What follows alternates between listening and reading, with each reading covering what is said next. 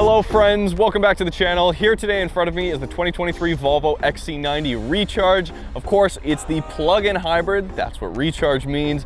But upon first impressions, you might think, hey Marcus, this is just another three-row Volvo SUV, but you'd be wrong. Under the hood, there's an incredible amount of power, and as we'll find out in this video, Volvo's really kind of taking a step back and just letting the competition kind of iterate and kind of keep up with the trends with their three-row SUVs, especially when it comes to styling, while Volvo, by sitting back, is kind of proving the concept that they've built for the past, now I think it's about 6 years, which is pretty remarkable. So let's go for a drive.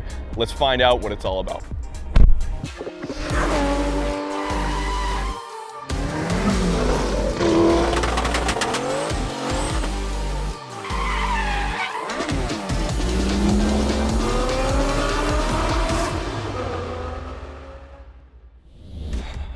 But of course, what really counts is what's under the hood. Let's check it out.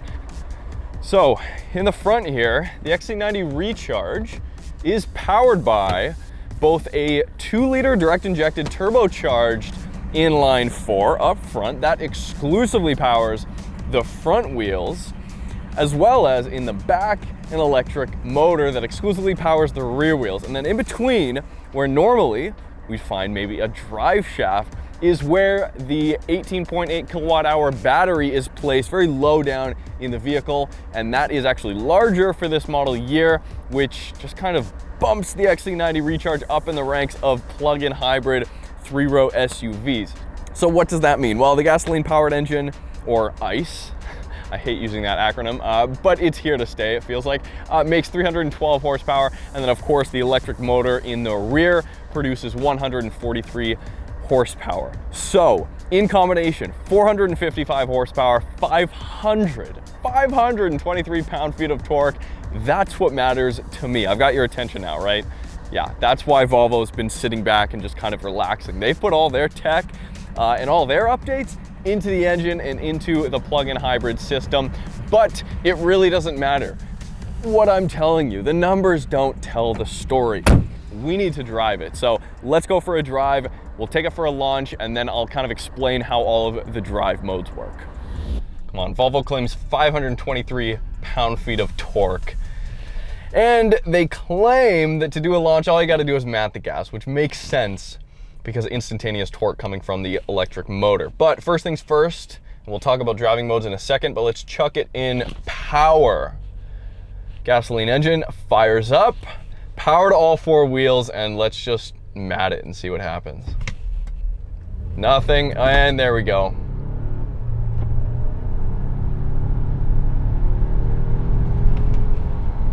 That was very strange. It short shifted the first couple gears at 4,000 RPM.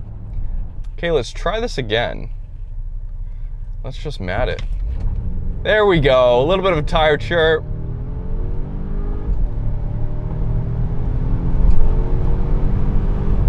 Yeah, it's quick. Feels like an Autobahn car, to be honest. It really picks up above 80 clicks, 80 kilometers an hour, that is. The first shift happened about 5,000 RPM, and then after that it crept up a little bit more. Lots of torque, not violent, but it feels quick, despite, of course, the uphill battle of the 5,000 pounds. So how does the all-wheel drive system work? All XC90 Recharges are all-wheel drive, regardless of whether you get the B5 or B6 trims only with the turbocharged 2-liter and mild hybrid system, not plug-in, or if you go with this, the full plug-in hybrid, you get all-wheel drive.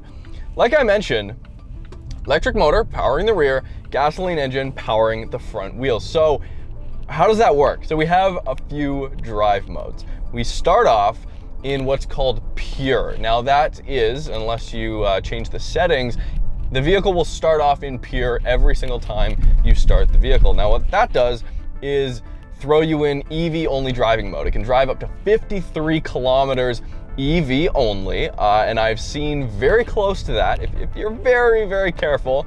And then of course, because the electric motor is only powering the rear wheels, in pure mode, in EV only mode, it's effectively a rear wheel drive SUV.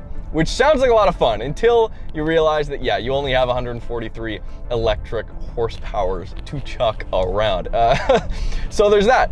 And then what we have, oh, in addition to that, actually, the entire car, because it has been spec'd with air suspension, which we'll get to, does lower a little bit to create the most aerodynamically efficient experience possible. And as well, it lowers the effectiveness of the climate control, which is undesired in most scenarios. But if you're looking for just a scenario just to drive around town and not be loud and obnoxious and use any gasoline whatsoever, that's there for you. Now, the mode that you'll probably find yourself in most of the time, hybrid. So what that does is it basically, the engine and the computers will just take into consideration your driving habits, your driving style, and choose the best combination between the gasoline engine and the electric motor. Now, of course, that works in combination with the all-wheel drive system. It has to. It absolutely has to here. And Volvo actually states that when you're in hybrid mode, the all-wheel drive system will react quicker to loss of traction than it will in EV only mode. So in EV only mode, it'll allow a little bit more slip before those front wheels hook up and the engine actually turns on. So in hybrid mode, it's fairly seamless here. What you get upon first impression is a power band that feels incredibly linear, incredibly smooth, especially at the top half of the gas pedal. The engine will kick on seamlessly, quite seamlessly. Below that, above 50% throttle, what I've noticed is there is a delay, like we just saw, in the shifting down of the gears. You can feel the transmission shift down and then kick up. It's not so much turbo spool that you feel. The delay there is completely eliminated via Torqueville from the electric motor. But there is a little bit of a delay. You can only feel it if you're really, really matting it, if you're driving like a lunatic. But Volvo solved that because the next drive mode, of course, is power, in which case, and if you go to power, that's when Volvo gives you everything. 455 horsepower in any scenario, taking both the electricity and the gasoline engine and just shoving it to all four wheels. And that's when you get the most power and the least fuel efficient scenario. Now, just with the gasoline engine alone, if we were to put the battery usage in hold, which will hold our battery charge as best as possible, we'll only be powering the front wheels, a front wheel drive SUV effectively, and that will give you a fuel economy of about 9.8 liters per 100 kilometers, or about 26.4 miles per gallon. Just about on par with the gasoline powered only XC90, which is what you'd expect. And then of course we have charge mode for the battery, which will prioritize battery charging. And then we have auto, which will kind of decide where to send the battery usage. So I've been pretty much staying in hybrid and auto for most of the time, and pure when I can, when it's EV only accessible. Now, when we're in power mode, the delay is non-existent. The whole car, in addition, also lowers down, much like pure, and hunkers down.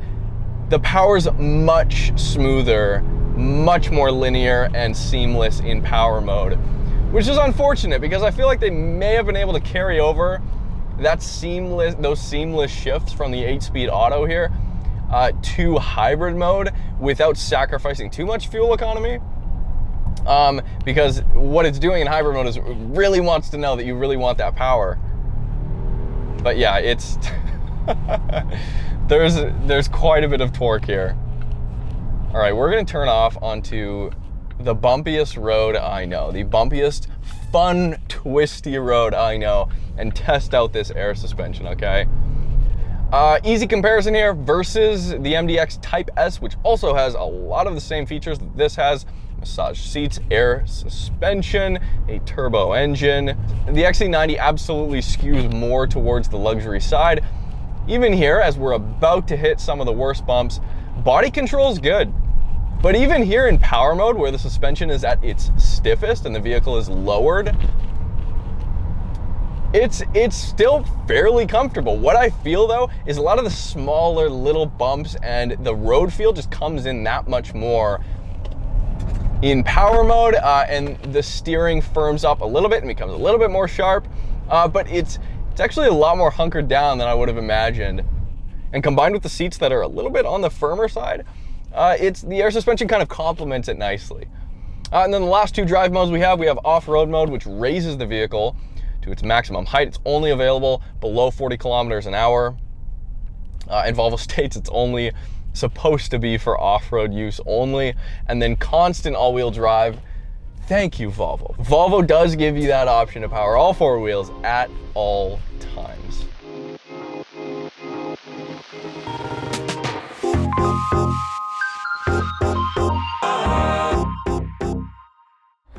All right, so the ultimate version in front of us today is sitting in this denim blue. Really love this color, but it has been spec'd in the light edition, what Volvo calls the light edition. You can also get it in a dark edition, which effectively, see all this chrome here?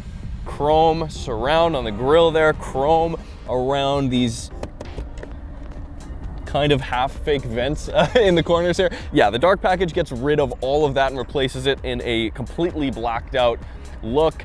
One thing to note though, of course, one of the other reasons why they haven't kind of updated this to an extreme extent or brought in a new generation in almost 6 years now is because, of course, they're coming out with an all-electric EX90, which will be not quite the replacement for this yet. They will be selling both of them alongside for a little bit at least, but it will eventually, I feel like, replace the XC90. It's just a matter of time because Volvo wants to go all-electric by 2030. That's an entirely different conversation.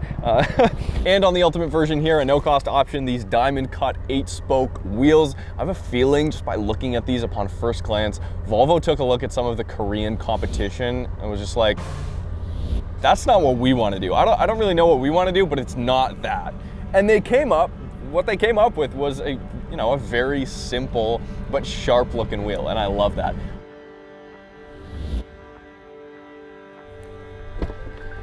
And of course the interior, the most important part.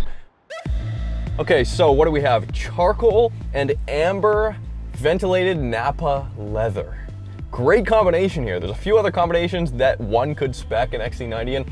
This one's great. It's virtually black here, and there's a lot of leather. Honestly, the option for the leather, of course, that you get with the Ultimate package, worth it for the smell alone. It smells amazing in here. Now, granted, this is a brand new vehicle, and then of course down here with the Ultimate, we do have the Auraforce Crystal gear selector switch here. Just another touch to know that you spent the extra money on the Ultimate version. We have ash wood. Now, oddly enough, this one for $100,000, like I mentioned, has not been spec'd with a wireless charger. That's unacceptable for the money. Even for the base price, $83,000, not acceptable. But of course, you can slide it forward and back here. You have your 12-volt cigarette lighter there, and then one little kind of semi-useless coin tray or little tray, I guess you could put scrunched up receipts in. Not sure what that's for. And then down here, we have a couple of our climate controls. And then of course we have our 12-inch display here for the gauges, and then a 9-inch vertical display, which now for 2023, the XC90 was one of the last Volvo models to get a Google operating system, which on the surface, pretty good. I mean, it's much improved over the past software that Volvo has had. A couple things I don't like about it, you have to go into the menus to change your drive modes. And then this is probably the worst thing about this system, which overall, very good. It's definitely updated. While it's not quite as intuitive, or let's compare it quickly to the GV70 or something like the MDX Type S, those kind of are a bit more visually pleasing. They're exciting to look at. There's lots of colors. There's not much feel here, aside from the leather and the wood, which are great. But one very strange thing here is, so we have Apple CarPlay, of course. We do not have Android Auto here. Now, this is a Google-based system. We have Google Maps, which is awesome. I love that. But we don't have Android Auto. That's like giving someone a Hellcat, but then Dodge keeping the red key and being like, well, you don't get to, you could say you have a Hellcat, but you don't get to keep the red key and unlock those last 200 horsepower. It's ridiculous. It makes zero sense to me. Of course, the Ultimate version's been spec'd with the contour seats. I can't compare it to the standard seats, but these are great. They do have, of course, the massage function, which I've praised Volvo in the past for putting the controls for that on the side of the seat, along with, yeah, the other seat controls. That to me makes a whole lot of sense. The same cannot be said about the MDX or a few other vehicles with massage seats. Bowers & Wilkins, okay, $3,700. Are you prepared to pay that much for an audio system? I mean, I'm no audiophile, but the system's amazing. Like the high notes, the tin sounds, like a hi-hat or a snare drum or something, the treble, so crisp. I mean, that's the first thing I noticed. It is just on another level. I really like this sound system. Absolutely a cut above the ELS audio system in the MDX.